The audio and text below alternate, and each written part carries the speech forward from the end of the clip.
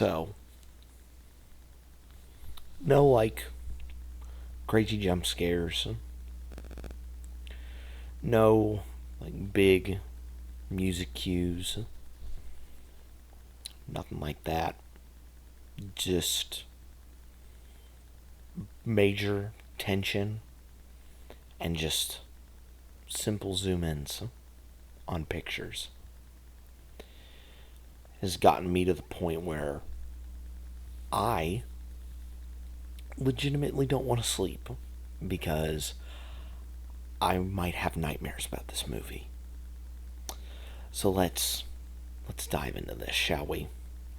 Hey guys, what's going on? It's Daniel Strong from QuickTime Reactions, and welcome back to Noobs for Horror October, where we are going to talk about all things spooky and scary throughout the month of October with me, a relative noob in the world of horror. Pardon me if my voice sounds a bit raspy, but I just, maybe a couple hours ago, got back from my trip to St. Louis for AEW Wrestle Dream, which content for that has been poured onto the channel, a couple of entrances, and will be uploading a couple more onto the YouTube channel here relatively soon. And of course, my review for AEW Wrestle Dream is also up on the channel. Finally, it took me a while for that to get, uploaded onto the channel, but it is now up and there to watch. But I will be going to the AMC Scream Unseen movie tomorrow. And I have a slight hunch as to what this movie might be. So I thought I would watch this movie in preparation because the director of what I think the mystery movie is going to be has cited that this movie and another one are, I think, some of his favorite horror movies. And the movie in which I'm talking about is Mungo. This was released back in 2008, and it stars David Pledger, Rosie Traynor, Martin Sharp, Talia Zucker, Tanny Lentini,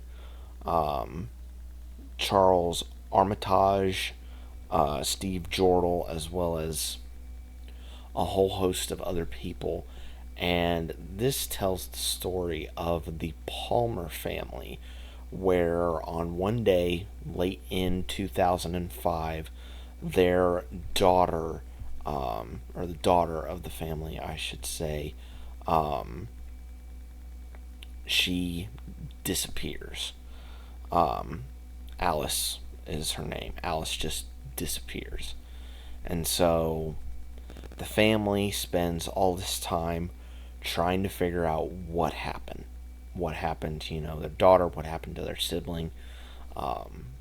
And it is slowly but surely revealed that something strange is going on in the house that they are living in the area that surrounds where Alice used to frequent. So, again, this was recommended highly of what I'm assuming is going to be tomorrow's mystery movie, and the director of that said mystery movie has cited this movie and Noroi as being some of the scariest horror movies that he has ever seen. And after watching this particular movie, yeah, I can definitely see the influences just from the trailers that I've reacted for this potential mystery movie. I can definitely see the inspiration for it. this movie was so unsettling. There's just an air of tension because, like I said, there's no like big score moment that happens where it's just like boom, like big jump scare music, or there's not something that blatantly gets in your face for a jump scare. In this, all the scares are just zoom ins on, like, say, an image or on a video, and you just zoom in on one particular area that your eye doesn't immediately train to, but the camera decides, hey, why don't you look over here? And then you're like, oh shit. Um, and this is filmed in the mockumentary style, um, where it's, this fictional family about the Palmers and, what happened with their daughter. And that dedication to it being a mock doc really sells it. Like, I was even thinking in my mind, I'm like, wait a minute, did this actually happen? And because they're showing news footage, and the commitment to the style of it being a mock doc is really, really well done, and it sells the horror when you get to that horror really, really well. And that is all down to the man who wrote and directed this, Joel Anderson.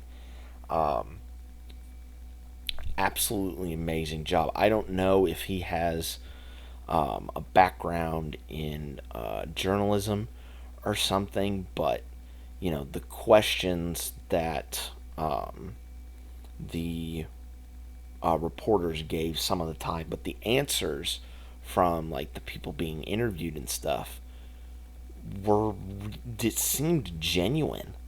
Like, again, the realism of it being in the mock doc style is like 11 out of 10, and the writing helps that because like I said, these answers feel like what people would give as answers. Um, and it's just that commitment to the realism is I one of the, if not the best thing about this movie. Um, like, for some of it is like so like terrifying and stuff that I couldn't even look at the screen because I'm just like, I legitimately don't want this in my life.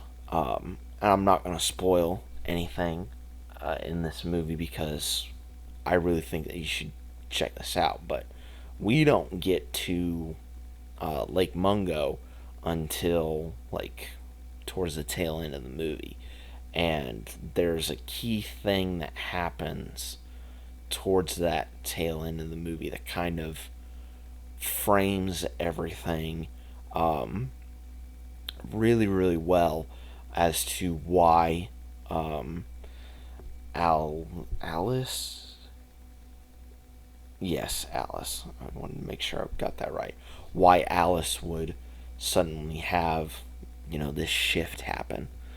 Um, and it it's chilling. And I also love, you know, even though this came out in 2008, my assumption is that they actually did shoot this in like '05, '06, maybe even into '07, um, where you have all this old tech. Like, I saw Nokia phones, film cameras, and stuff like that. And it just brought back a nice little wave of nostalgia seeing all that stuff. But if you were to make this today, like, I don't know if you could make a movie like this today. Because I think a lot of people, maybe not a lot of people, but maybe some people might be able to discern the fact that, oh, that's not real, or, that's, not how you would do that, like very nitpicky stuff. So I think, like, this movie, along with, the Paranormal Activity franchise, is probably like the last maybe gasp of that found footage mockumentary esque style, because if you were to do that again, I mean, look at what happened with the War of the Worlds movie that had Ice Cube in it. That went well, didn't it? Even though that's not horror, but it's almost the same type of premise. So, you know, I don't know if this movie would be made today because there are so many cynical viewers out there that might point out like every single little bit of fallacy in the movie, that would just make it all crumble apart. But this works out extremely well thanks to really good writing, really good direction, and just the commitment and to the realism of this being a legitimate documentary about a daughter suddenly passing and her ghost kind of haunting the house. That sense of realism really adds to the horror in this movie, and if it's not clear enough, I definitely do recommend you check out Lake Mungo. Just in my advice, don't watch it don't watch it in the night. Watch it during the daytime because yeah, just watch it during the daytime. That's just all I'm gonna say. But those are just my thoughts on Lake Mungo. What do you guys think of Lake Mungo? Let me know down in the comments section below. But yeah, that is pretty much it from me on this video. Be safe out there, and my suggestion is if you hear something like going on inside your house, you could do what they do in the movie, and that's to set up cameras to try and scope out the house. But if it were me, I'd just pack up and go. Like I don't want to deal with it. You can have the house. I'm just gonna pack up and I'm gonna go. You can have the house now, and I will catch you guys next time.